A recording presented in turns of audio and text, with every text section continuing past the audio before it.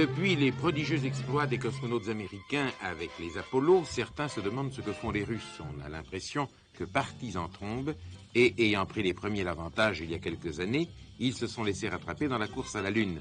Mais en réalité, les Russes disent « La Lune n'est pas notre objectif principal, nous visons plus haut, plus loin et dans plusieurs directions.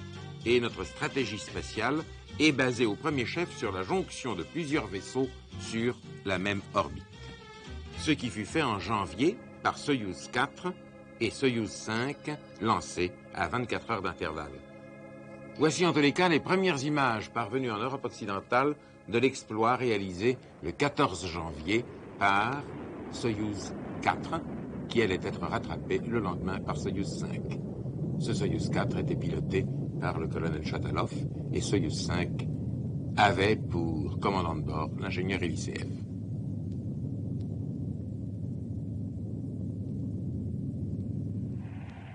Chatalov devenait un héros national aussitôt que l'on apprit sa réussite.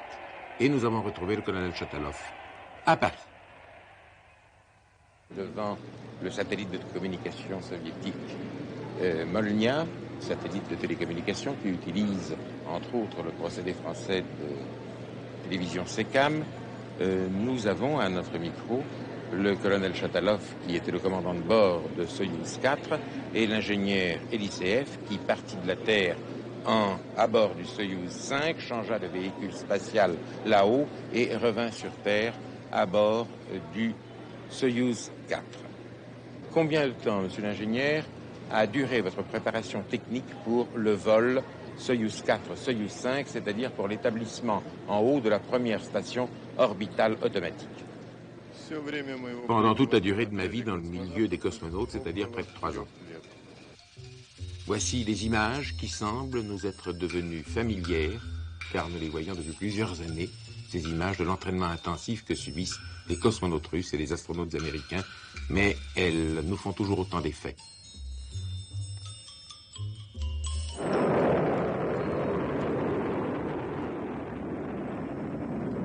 24 heures après Soyouz 4, voici Soyouz 5 qui le rejoindra là-haut. » Point de détail mais d'une extrême importance. Combien de temps, mon colonel, vous êtes-vous entraîné pour réussir la jonction entre le Soyouz 5 et le Soyouz 4? Eh bien, l'opération en elle-même, elle se termine à la main d'ailleurs, dure environ un quart d'heure. À terre, dans les divers processus de simulation de vol, moi-même et les autres cosmonautes, nous sommes entraînés 1 millier de fois à la faire, environ 250 heures chacun.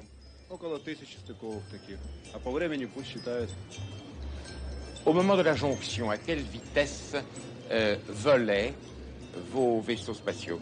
8 km à la seconde, 29 000 km à l'heure. Paris-Marseille, 1 minute 40.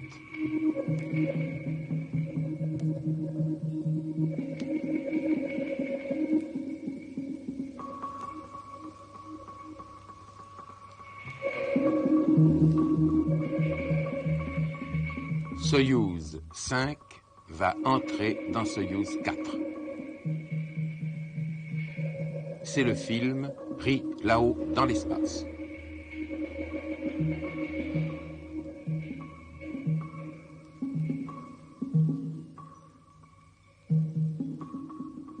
On a l'impression, mon colonel, monsieur l'ingénieur, qu'à l'intérieur de votre Soyouz, vous avez beaucoup plus d'espace que les astronautes américains dans leurs divers véhicules spatiaux.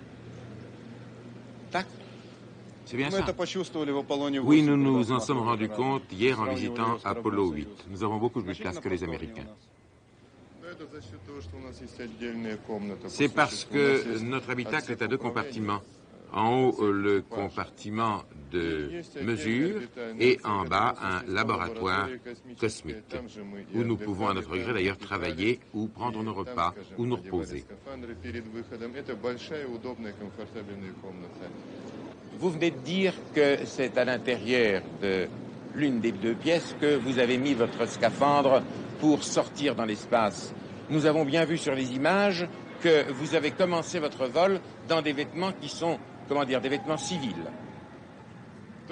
Oui, le terme est peut-être un peu impropre, ce n'est pas tout à fait des vêtements civils. Disons que ce sont des vêtements de vol très légers, très commodes et que nous portons pendant la durée normale du voyage.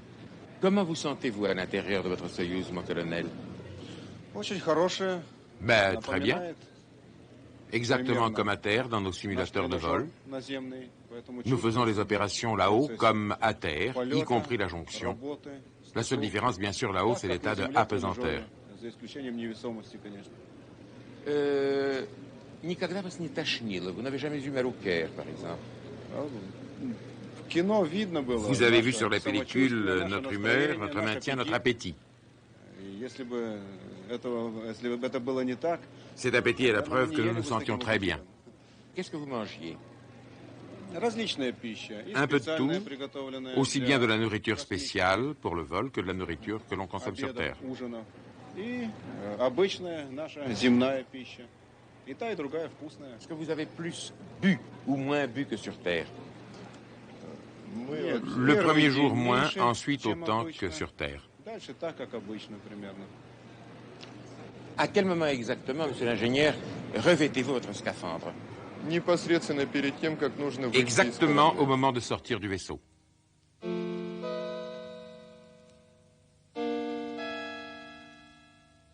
Et là, c'est une des différences entre les cosmonautes soviétiques et les astronautes américains.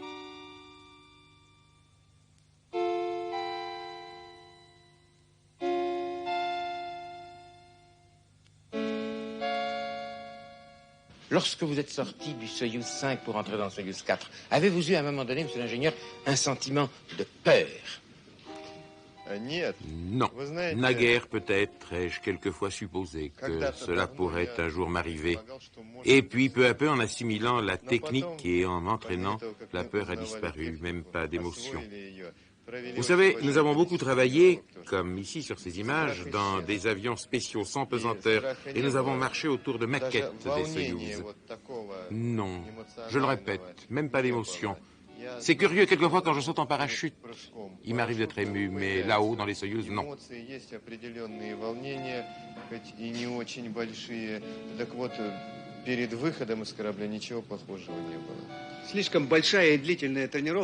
Notre entraînement a été vraiment trop méticuleux. Et puis nous connaissions nos vaisseaux jusqu'à la dernière vis. Qu'est-ce qui se serait passé si vous n'aviez pas pu parvenir à entrer à l'intérieur de l'autre vaisseau? Eh bien, premièrement, Chatalov avait tout fait pour nous recevoir. Regardez comme nous l'avons fait, assuré de ce que nous faisions. Tout était prêt. Mais si vraiment, pour une raison que d'ailleurs je ne puis même pas concevoir, je n'avais pas pu pénétrer à bord du Soyouz 4 de Chatalov, eh bien je serais revenu dans le mien, dans le Soyouz 5. Et moi, j'aurais dû voler ensuite, tout seul. Et dans ce cas-là, l'ingénieur Eliseev et son équipage seraient redescendus sur Terre. Bien sûr, à 3, dans le Soyouz 5, après avoir accompli notre tâche. Ils auraient même pu le faire s'ils ne s'étaient pas plu à bord de mon Soyouz 4, et s'ils avaient voulu rentrer chez eux, à condition que je laisse partir de chez moi.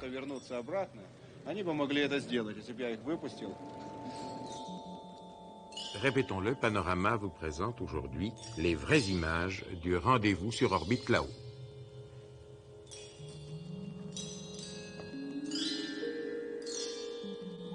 Vous êtes parti 24 heures après le colonel et vous avez amené du courrier au colonel Chatalov. C'est vrai.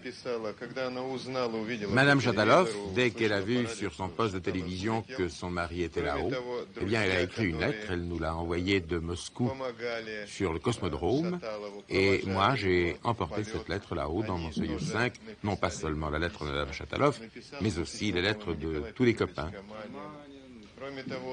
Et puis, bien entendu, j'ai pris avec moi les journaux qui racontaient l'exploit de Chatalov.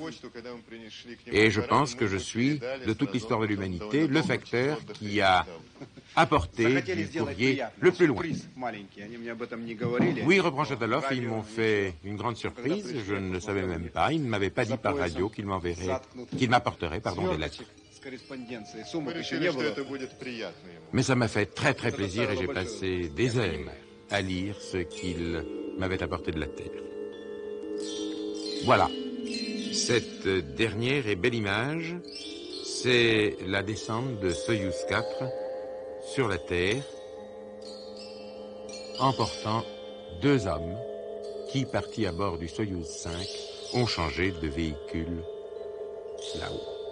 Les Russes sont formels, en tout cas, ils déclarent « Nous avons réussi ce que nous voulions réussir, les efforts pour la connaissance du cosmos ne cesseront jamais, ils prennent de plus en plus d'ampleur. Au début de la conquête de l'espace, chaque pas dépendait de la réussite exacte du pas précédent, mais ce stade est aujourd'hui dépassé. Pourquoi devrions-nous nous cantonner à une seule direction? Nous voulons aller partout. »